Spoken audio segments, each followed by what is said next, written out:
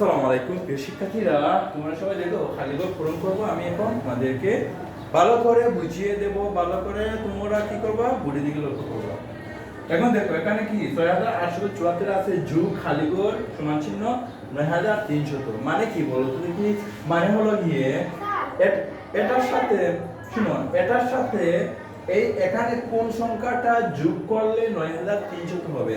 যদি এখানে যোগ বলছে, ঠিক আছে, যদি এভাবে থাকে, ঠিক আছে, তাহলে তোমরা কি করবে দেখো, যদি যোগ বলে তাহলে এটার সাথে ভাগফলের সাথে এটা যেটা আছে, ঠিক আছে, এটা তোমরা কি করে নিবা বিয়োগ করে নিবা, ঠিক আছে, তাহলে উত্তরটা বের হয়ে যাবে। দেখো কিভাবে বিয়োগ করবা, দেখো বড়টার সংখ্যা কত ৯৩০০, ঠিক আছে, ৯৩০০ বিয়োগ করে নিবা ৬৮৭৪, ঠিক আছে।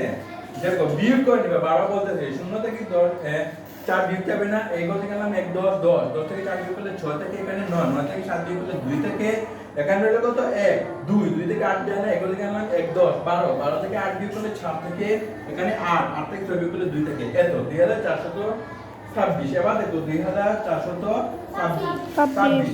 এবার দেখো মিলে কিনা, দেখো 4 এর সাথে 6 যোগ করলে 10 শূন্য হাতে হইল 1, 7 এর সাথে 2 যোগ করলে 9 হাতে রেখে 10 শূন্য হাতে হইল আবার 1, 8 এর সাথে 4 যোগ করলে 12 হাতে রেখে 13 3 হাতে হইল 1, 6 এর সাথে 2 যোগ করলে 8 হাতে রেখে 9। দেখছো মিলে গেছে?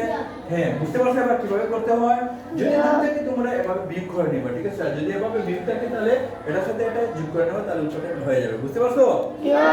ধন্যবাদ তোমাদের।